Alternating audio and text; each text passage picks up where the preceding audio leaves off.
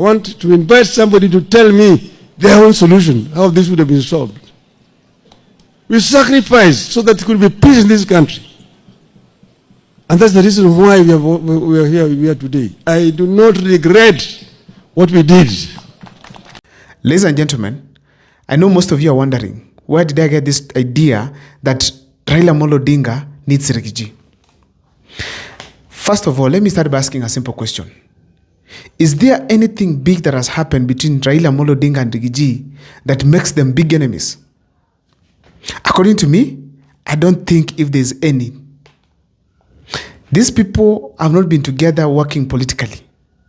That you can say Raila Odinga betrayed Rigiji or Rigiji betrayed Raila Odinga. Nowhere. Secondly, Rigiji has just been in active politics for about 7 years. When he was elected as a member of parliament, and now when he was a deputy president, plus now when he's just outside after being impeached. So therefore, the fact remains that Rigiji has not been there for so long to be able to have issues with Raila Odinga. So therefore, ladies and gentlemen, I can categorically state it here that Raila Odinga needs Rigiji a lot than how Rigiji needs Raila Odinga. What do I mean by that? Raila Odinga can be relevant when you are in power. But when you are in opposition and he's in a government, especially with the kind of opposition that is playing right now in William Ruto's regime, he needs Rigiji a lot. On what basis? That is what I want to look at on this particular video here.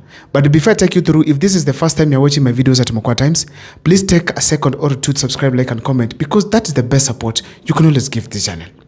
Without much wasting of time, let's listen to what Junet Mohammed is saying. Who on earth is going to protect us from this monster, Mr. Speaker? Who's going to protect us?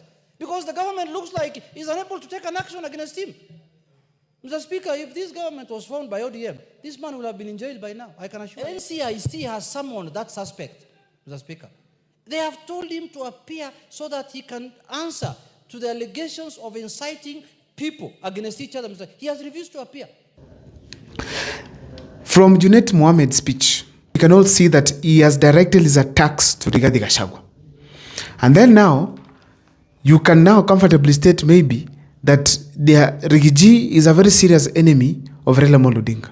No. They are attacking Rigiji because of one simple thing.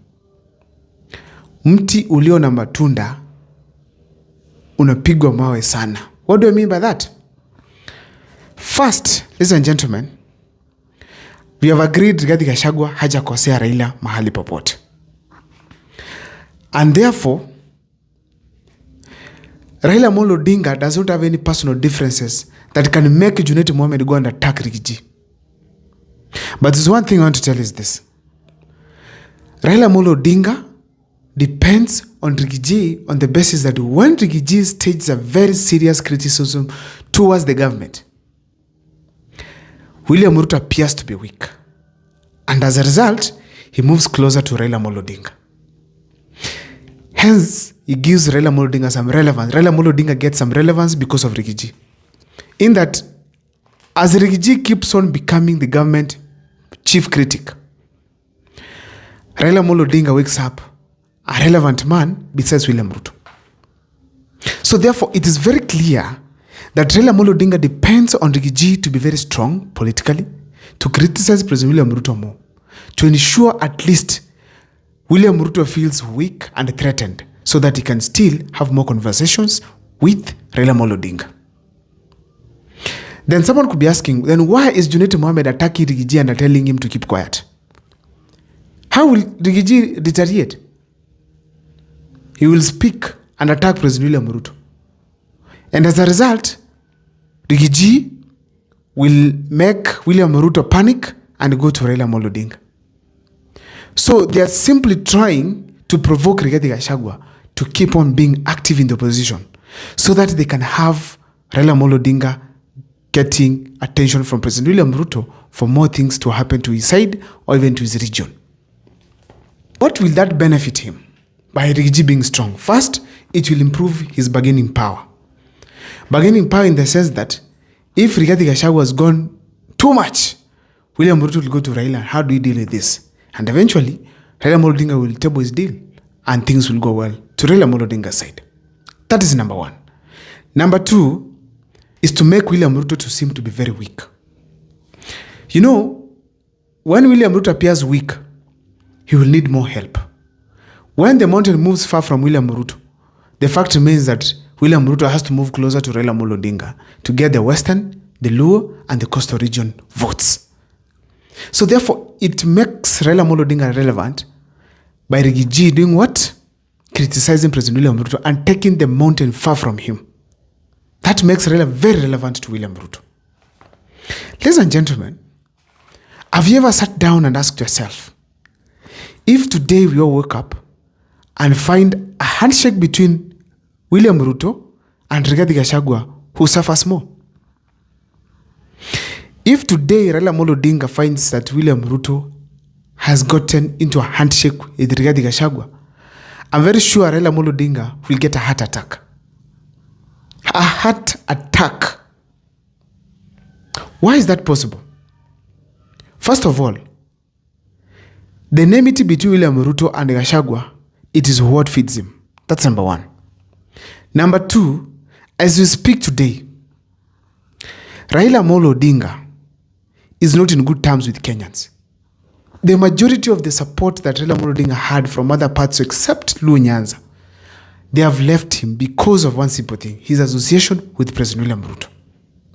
So eventually you realize that Raila Amolo Odinga, if Rigathi Gachagua has a handshake with William Ruto, because of the numbers, the fact remains, of course, I know it won't happen, and probably the mountain people might not vote for William Ruto even if Rigathi Gachagua goes with them.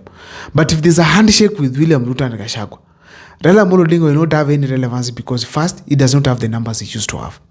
Second of all, the opposition that Rigathi Gachagua has is far much better than that one of Raila Amolo Odinga, because Raila Amolo Odinga, the best thing he does is demonstrations.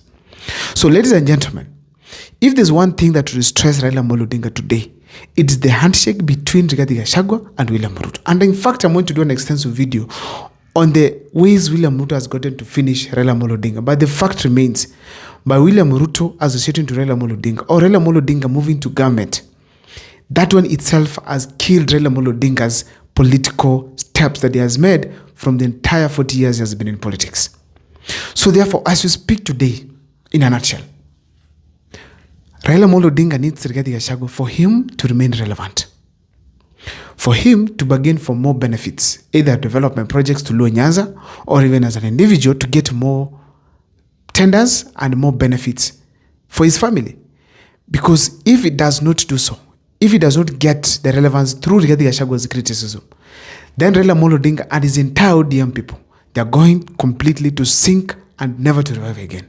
Because right now as we speak, if you listen to the ODM people, they are most protecting William Ruto so much than even the UDA candidates. I mean, members of parliament and leaders. They are fighting for William Ruto to be safe. If you look at on X, Peter Kaluma is there representing President William Ruto. If you look us on the mic, you can see Junet Mohammed talking about how President William Ruto has been a good leader. If you look at Gladys Wanga, is talking about two-term.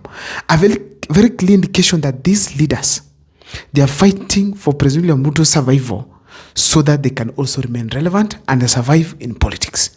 I don't know what is your take, but in the comment section, you can feel free to share with me whether you also think the same way that Raila Amolo Odinga needs Rigathi Gachagua so much. See you next time for more videos. My name is Abel Mukwa.